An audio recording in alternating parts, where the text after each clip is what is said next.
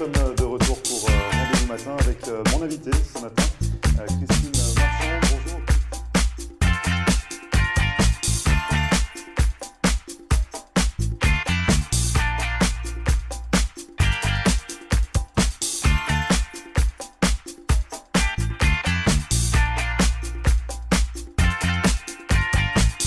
Bonjour à tous, bienvenue, merci de regarder Rendez-vous matin pour une émission consacrée à l'histoire. Ce matin, on s'intéresse à la Révolution française, ça arrive très bientôt, la date commémorative, mais également à la Révolution américaine du côté français avec l'historien Jean-Paul Guis qui sera adoubé dans quelques jours, chevalier de l'ordre de Lafayette. On va en parler avec lui, on va parler de toute cette histoire et de cet adoubement. Restez avec nous, on revient juste après ça.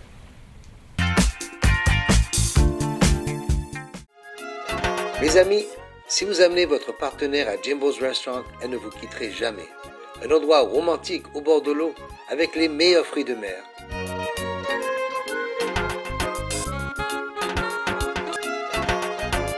Et on trouve une belle ambiance de musique tous les soirs. Visitez Jimbo's Sandbar Restaurant à 6200 North Ocean Drive, près du pont de Dania Beach Boulevard. Jimbo's Sandbar Restaurant pour les amoureux de bonnes choses.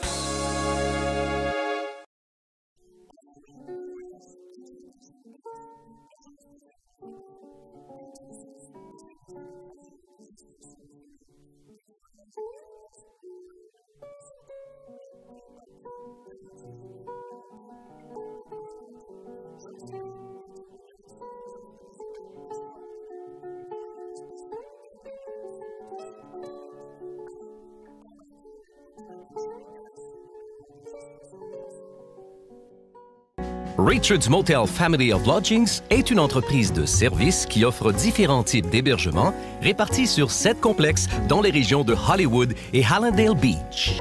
Richard's Motel Family of Lodgings est une solution d'hébergement économique et propre, avec un service comparable à celui des grands hôtels.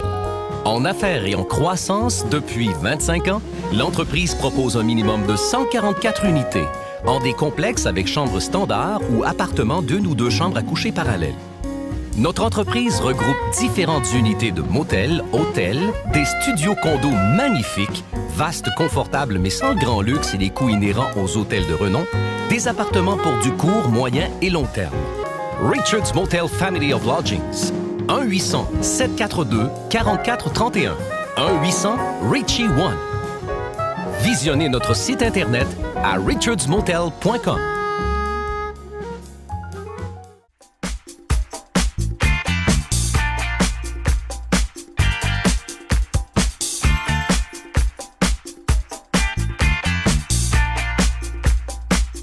Merci à vous de regarder Rendez-vous matin. Comme promis, on s'intéresse à l'histoire ce matin avec la Révolution française, mais également la Révolution américaine. Du côté français, pour en parler, je reçois l'historien Jean-Paul Guis. Bonjour Jean-Paul. Bonjour Grégory. Alors merci d'être sur le plateau de Rendez-vous matin pour nous éclairer un petit peu sur cette partie de l'histoire. Donc comme je le disais, on va s'intéresser aux 2 révolutions. En gardant le côté français, bien évidemment, pour la Révolution américaine. Avant ça, on peut parler un petit peu, vous allez être bientôt décoré d'une belle médaille. J'espère. celle de l'ordre. Dans le cas du beau. Oui, c'est ça. Donc, vous allez la poser à la pochette. Ce sera l'ordre de Lafayette, donc chevalier de l'ordre de Lafayette. La cérémonie d'adoubement aura lieu le 4 juillet. Aura lieu le 4 juillet, date symbolique. Date symbolique.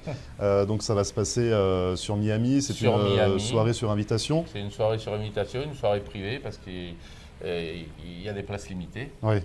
Et donc on peut parler un petit peu de cette médaille. Comment ça se passe pour vous? Ouais, bah, écoutez, c'est surtout, c'est pas vraiment le fait de la médaille, c'est ce que ça représente. Ouais. Donc en fait, l'ordre de Lafayette, c'est un ordre, je dirais, franco-américain, canadien. Il y a des chapitres en France, aux États-Unis, au Canada. La mission de cet ordre, c'est bien sûr de maintenir vivante la mémoire de Gilbert Dumotier, marquis de Lafayette. Ouais. On peut revenir donc faire une petite parenthèse pour le marquis de Lafayette. Oui. Pour ceux qui auraient raté les cours d'histoire, est-ce qu'on peut juste préciser qui il était? Tout à fait. Donc, le marquis de Lafayette, qui est né en 1757, donc c'était un aristocrate français. Ouais. quelqu'un qui était de la très haute noblesse. Son père était mort pendant la guerre de 7 ans, donc c'est une famille de militaires.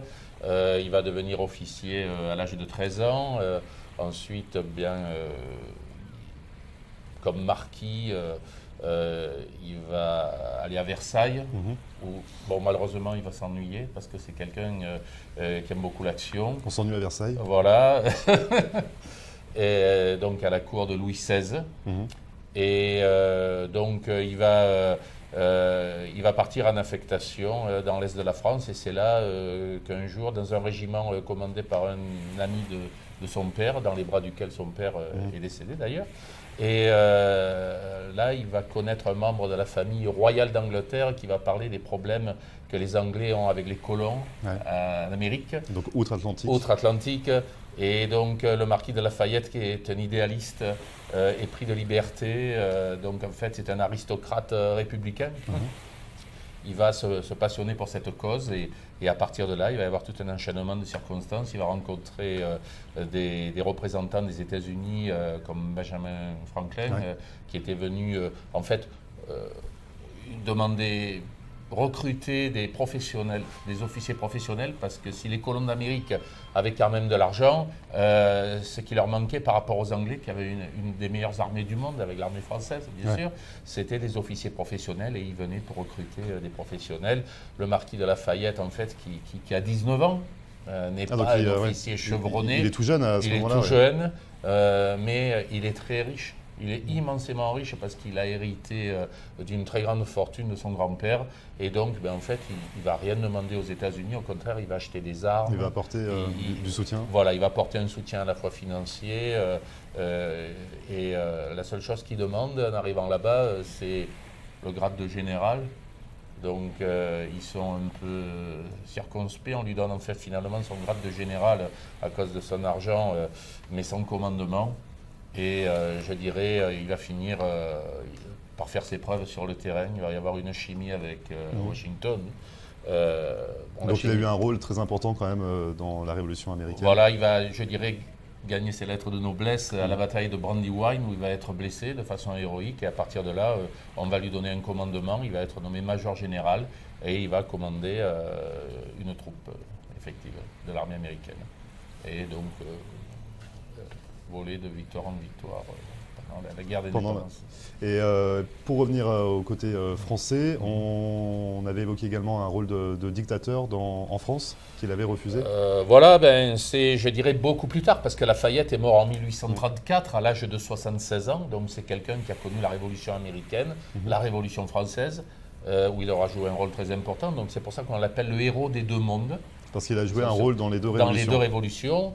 Ensuite, le règne de Napoléon, la Restauration, et finalement, à la Révolution de 1830, on va lui proposer de devenir dictateur de la France, et il va refuser, et au contraire, il va soutenir Louis-Philippe, comme roi de France. Donc Lafayette, malgré tout, jusqu'au bout, un idéaliste, qui pendant la Révolution faisait partie, je dirais, des aristocrates libéraux, qui était commandant en chef de la garde nationale, qui a essayé jusqu'au bout de protéger Louis XVI, d'avoir une monarchie constitutionnelle, comme en Angleterre. S'il avait réussi, on aurait peut-être une monarchie aujourd'hui, comme en Angleterre. Il a essayé de sauver la vie de Louis XVI, mais bon, malheureusement, il avait des adversaires beaucoup plus forts que lui. Et la vie du marquis de Lafayette, pendant et après la Révolution, c'est le thème de la réunion qui aura lieu le 3 juillet. Ce sera le 3 juillet, donc la veille de l'adoubement, de la cérémonie d'adoubement. Ça se passera au Wynwood Lounge, c'est ça. Alors j'ai l'adresse, c'est le 450 Nord-Ouest 27e rue. C'est une soirée animée par Gérard Charpentier, qui est le grand commandeur, président de l'ordre. Ouais, président donc de l'ordre de Lafayette. C'est ça, exactement. Pour les États-Unis et le Canada. Il sera là donc pour animer cette cérémonie autour donc du thème Lafayette pendant et après la Révolution américaine. C'est quelqu'un qui fait beaucoup de présentations, de lectures sur Lafayette, un grand spécialiste, je dirais. Un grand spécialiste de Lafayette. De Lafayette et de la Révolution américaine, et surtout de la présence française pendant la Révolution américaine. Et président de l'Ordre de Lafayette. Et justement, on revient un petit peu sur cette décoration, parce que le lendemain, le 4 juillet, donc soirée sur invitation, il va vous remettre cette médaille. Oui. Pour revenir sur l'association, on disait donc des liens rapprochés, c'est ça, conserver, renforcer les liens entre les États-Unis et la France. Et au niveau des États-Unis, bon, bien sûr, et c'est un peu mon rôle dans l'association, faire des présentations, des événements au sujet de Lafayette, de l'histoire aussi historique, sur aussi l'histoire de la présence française aux États-Unis, qui est quand même souvent oubliée. Et ensuite de recenser tous les lieux historiques liés à Lafayette ou à la présence française. Ils sont nombreux d'ailleurs aux États-Unis. Ils sont très nombreux. Déjà, il y a pas mal de villes qui s'appellent Lafayette. Il y a des rues qui s'appellent Lafayette, un peu partout dans les États-Unis. Et des lieux, bon, en priorité au sujet de Lafayette, les promouvoir, essayer d'organiser quelque chose si ça peut se faire pour les touristes, faire donc il y aura un circuit, il y aura un circuit. Bon, comme il y en a dans tous les États-Unis, c'est peut-être par région. Hein. Ouais. Et aussi en même temps de répertorier des lieux historiques français, de l'histoire des Français aux États-Unis, Pittsburgh, Fort Duquesne. Ouais. Voyez, donc ça, c'est un livre, c'est ça que vous souhaitez mettre en place? C'est aussi un livre sur les Français méconnus. Sur tous ces Français méconnus, Cavalier de la Salle, qui a fondé la Nouvelle-Orléans et qui est parti du Canada et qui a traversé tous les États-Unis. Les Français ont créé Chicago, ont été les premiers à arriver dans la baie de New York. Ouais. Donc, pour réhabiliter un peu tous ces Français qui ont été oubliés par l'histoire. Donc justement, c'est un livre qui, voilà, vous l'avez dans les cartons. J'ai dans les cartons. C'est pas encore attaqué, mais vous avez les idées. Voilà, il y a pas mal de personnages à recenser de tous les milieux, des militaires, des explorateurs, des scientifiques. Il y a beaucoup de choses à faire là-dessus. Il y a beaucoup de choses à faire là-dessus. Jean-Paul, vous restez avec nous, on continue à parler d'histoire dans un instant. On évoquera notamment le 14 juillet. Et avec la cérémonie qui sera organisée au Denté. Au Denté. Ce samedi-là, à partir de 6h, sur la Révolution, bien évidemment. On en parle dans un instant. Oui. Vous restez avec nous. Ne bougez pas, on revient juste après ça. Mes amis, si vous amenez votre partenaire à Jimbo's Restaurant, elle ne vous quitterait jamais. Un endroit romantique au bord de l'eau, avec les meilleurs fruits de mer.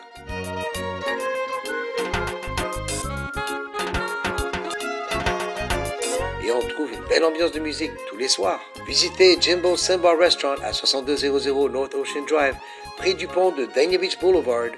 Jimbo's Sandbar Restaurant, pour les amoureux de bonnes choses.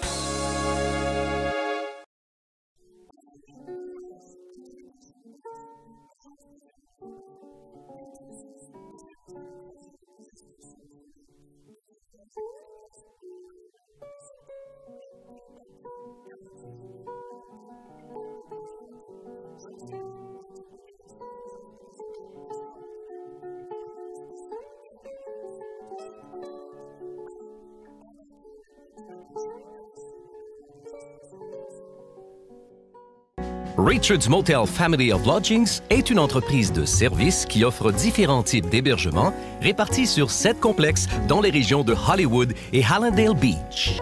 Richard's Motel Family of Lodgings est une solution d'hébergement économique et propre, avec un service comparable à celui des grands hôtels. En affaires et en croissance depuis 25 ans, l'entreprise propose un minimum de 144 unités, en des complexes avec chambres standards ou appartements d'1 ou 2 chambres à coucher parallèles. Notre entreprise regroupe différentes unités de motels, hôtels, des studios condos magnifiques, vastes, confortables mais sans le grand luxe et les coûts inhérents aux hôtels de renom, des appartements pour du court, moyen et long terme. Richard's Motel Family of Lodgings. 1-800-742-4431. 1-800-RICHIE-1. Visionnez notre site Internet à richardsmotel.com.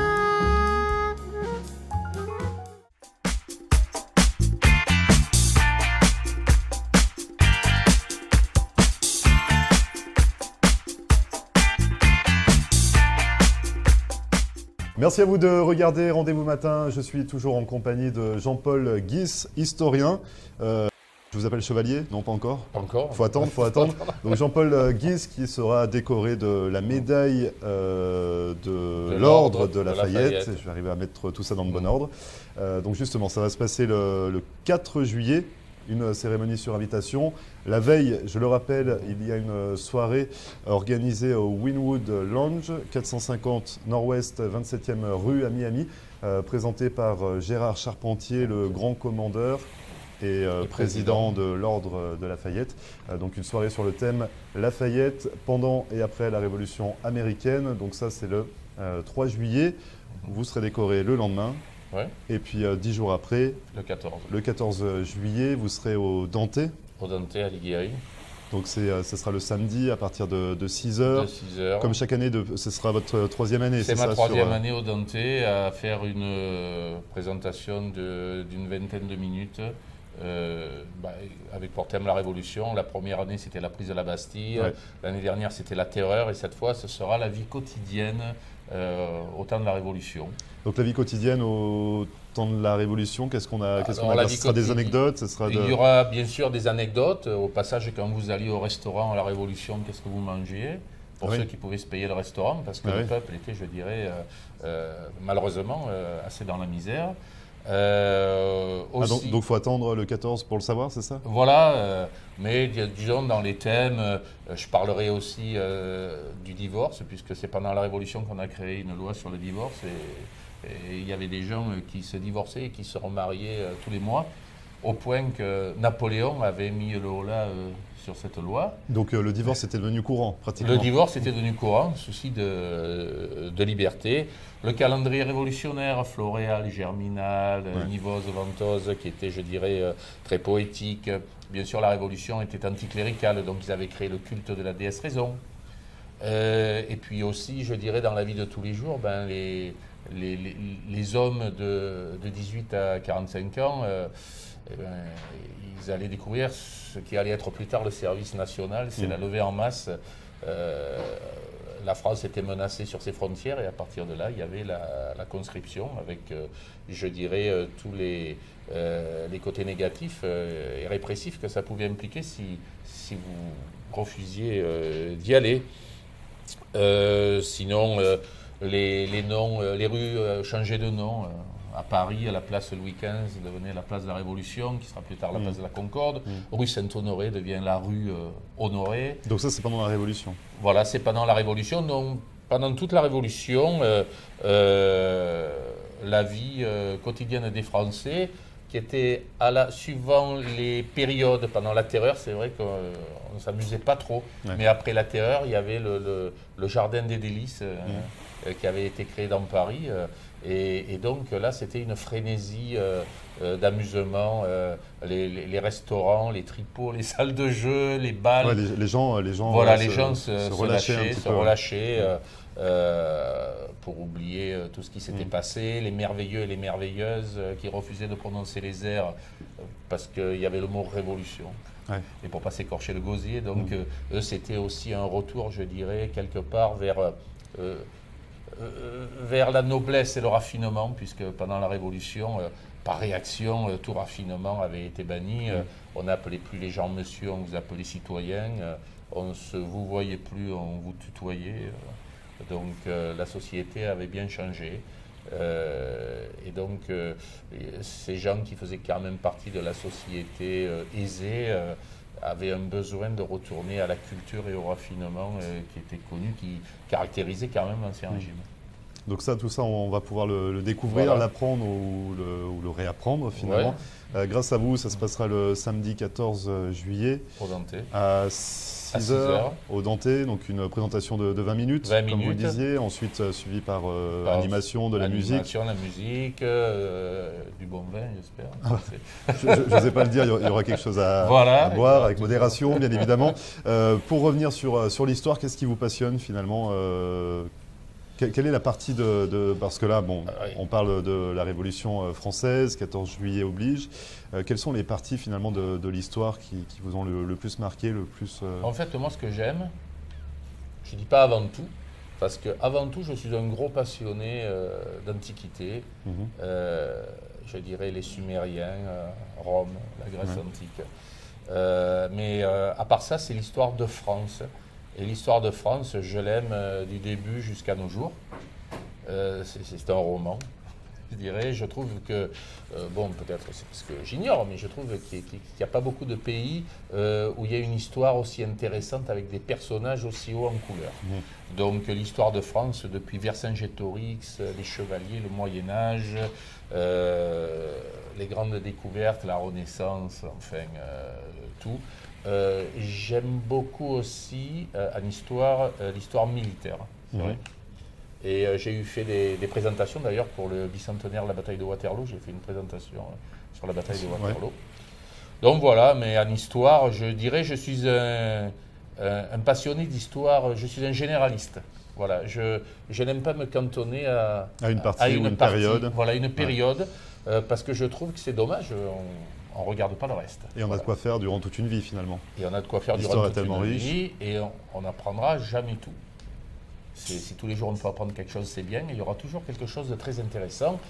Alors, je désire faire partager cette passion avec les gens, pas le garder pour moi.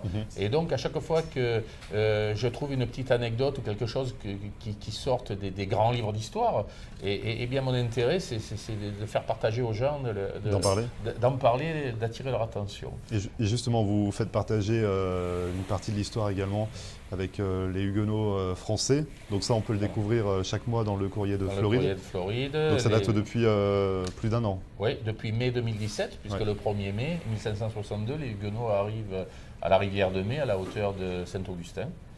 Donc tous les mois, il y a un épisode. Donc ça, on en avait parlé dans une précédente émission, quand vous étiez venu parler du Fort Caroline. Et sinon, dans le Courrier de Floride, donc chaque mois, on peut découvrir une petite partie. Voilà, de cette histoire. C'est un feuilleton, donc on découvre une page. Donc encore pendant plusieurs mois, vous allez alimenter un petit peu cette histoire. Je pense qu'une fois par mois, une page, bon, mais on en a encore pour pas mal de temps. Pour un certain temps. Et à la fin, ce sera un roman. À la fin, l'idée, c'est de faire une compilation, bien sûr, qui devra être réécrite de quelque manière, hein, mais d'en faire un roman. Je pense un roman très intéressant. Et surtout, une fois de plus, ignoré du grand public, parce que les Français à Fort Caroline en Floride, c'est vrai qu'on pense aux puritains qui sont venus plus de 80 ans après, mais on ne parle jamais des Français. Et on ne parle pas des Français non plus qui étaient allés s'établir 50 ans plus tôt dans la baie de Rio de Janeiro. Donc c'est tous ces côtés, je pense, intéressants qui attirent la curiosité du public. Parce que c'est méconnu. C'est méconnu, tiens, ah bon? Ouais. Ah, on ne savait pas, donc finalement... Voilà, puisque l'histoire, c'est rabâché de tous les côtés, mais c'est tellement riche qu'il faut toujours prendre un angle différent, et il y aura toujours des choses à découvrir. Et donc ça rejoint finalement votre idée de projet d'écrire un livre sur les Français méconnus. Sur les Français méconnus. Qui ont eu aux États-Unis. Une importance ici aux États-Unis. Une importance, et qui... Sait-on que c'est les Français qui se sont le premier établis dans la baie de New York, que ce sont les Français qui ont découvert Chicago. Et ça, c'est pour les explorateurs. Cavalier de la Salle, bon, qui est parti du Canada et qui est descendu, qui a tout exploré jusqu'à la Nouvelle-Orléans, qui a fondé la Nouvelle-Orléans. Bon, je suppose qu'on sait que c'est un architecte français, quand même, ou un sculpteur français qui a travaillé à la Statue de la Liberté. Oui, ça reste connu parce que c'est un endroit touristique. Voilà, mais il y a plusieurs points. L'urbaniste qui a quand même fait tout le design de la ville de Washington, l'enfant en français. Donc il y a énormément, je ne parle même pas des généraux français, de tous les généraux français qui se sont battus pendant la guerre de sécession, dans le sud ou dans le nord. Et donc il y a de quoi écrire. Il y a de quoi écrire, il y a énormément de gens. Je pense que ça intéressera le grand public, aussi bien français qu'américain, parce qu'il y a aussi dans les deux côtés. Énormément d'Américains qui ont des racines françaises. Et pour terminer sur vos publications, vous êtes également dans une série de livres sur la préhistoire. C'est un livre sur la préhistoire dans la série que j'intitulerai Les romans de France, puisque dans les romans historiques que je fais, la toile de fond, c'est l'histoire de France. Et comme j'aime toutes les époques, j'en écris à différentes époques. Donc j'ai commencé par la Première Guerre mondiale, la Terreur blanche juste après la chute de Napoléon, quand Louis XVIII est revenu au pouvoir. Après un roman sur la chevalerie, sur les Templiers. Et là, je suis remonté jusqu'au Moyen-Âge, jusqu'à la préhistoire, 50 000 ans avant Jésus-Christ. Le livre est toujours en écriture, mais il va sortir bientôt. Donc, historien généraliste. Historien généraliste. On conclut là-dessus. Les livres sont à découvrir sur Amazon.fr. Jean-Paul Guis, tout simplement, pour les retrouver. Jean-Paul Guis, voilà. Et on a tous vos romans. romans. Vous pouvez commander directement par Internet. Très bien, merci beaucoup pour être venu nous éclairer un petit peu sur cette partie de l'histoire. 4 juillet, 14 juillet. On se reverra donc après votre titre de chevalier. Vous n'êtes pas encore chevalier. Cérémonie d'adoubement aura lieu donc le 4 juillet, date symbolique. Je rappelle la soirée du 3 juillet autour du thème Lafayette pendant et après la Révolution américaine, présentée par Gérard Charpentier, président de l'Ordre Lafayette. Ça se passe à 7h au Wynwood Lounge, 450 Nord-Ouest 27e rue à Miami. Et le 14 juillet, avec la présentation des anecdotes sur la vie quotidienne durant la Révolution par vous, Jean-Paul Guis. Ça se passe au Dante à Miami et ce sera à 6h cette fois-ci. Je n'ai pas inversé les dates. On est bon. Merci beaucoup, Jean-Paul. Merci, Grégory. Et à très bientôt. Et vous ne bougez pas, on revient juste après ça.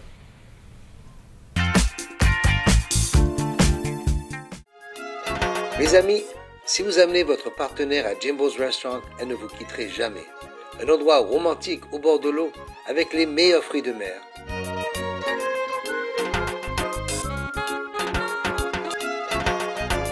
Et on trouve une belle ambiance de musique tous les soirs. Visitez Jimbo's Sandbar Restaurant à 6200 North Ocean Drive, près du pont de Dania Beach Boulevard. Jimbo's Sandbar Restaurant pour les amoureux de bonnes choses.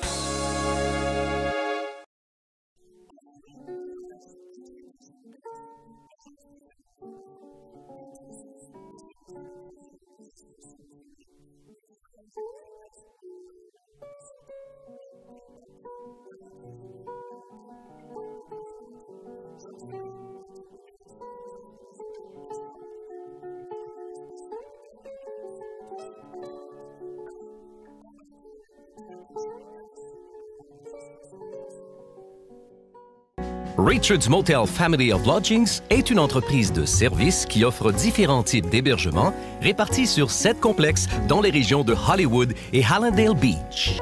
Richard's Motel Family of Lodgings est une solution d'hébergement économique et propre, avec un service comparable à celui des grands hôtels.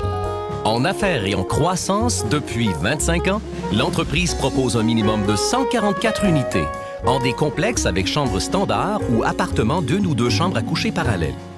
Notre entreprise regroupe différentes unités de motels, hôtels, des studios condos magnifiques, vastes, confortables mais sans le grand luxe et les coûts inhérents aux hôtels de renom, des appartements pour du court, moyen et long terme. Richard's Motel Family of Lodgings. 1-800-742-4431. 1-800-RICHIE-1. Visionnez notre site Internet à richardsmotel.com.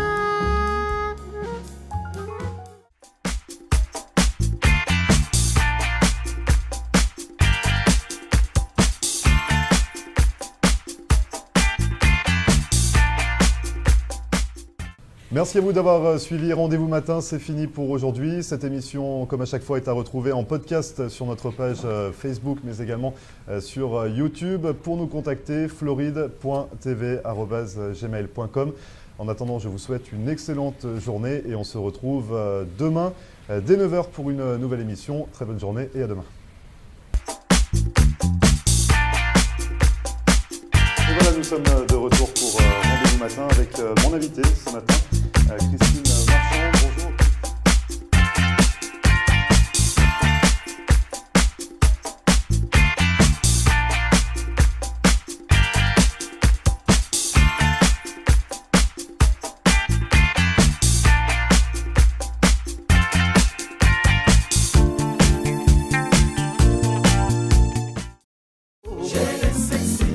On green bagay kap menen nan moment là, li rele Omni Café.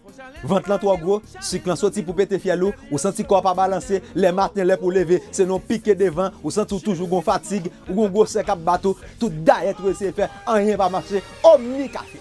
ou joindre dans tous les deux locations Sony Sound Zo. Et au même qui dans Miami, ou joindre dans Noel Records, Music Depot, Base Normal, Lionel Beeper, Simon Lumière Restaurant, Yeye Boule, dans Popano, Chris Stéphanie, Sky Leslie Jacques et plusieurs autres locations. Pour plus d'informations, 954 228 49 82. Et ou ka toujours order dans internet www.omnicafé.com 954 228 49 82.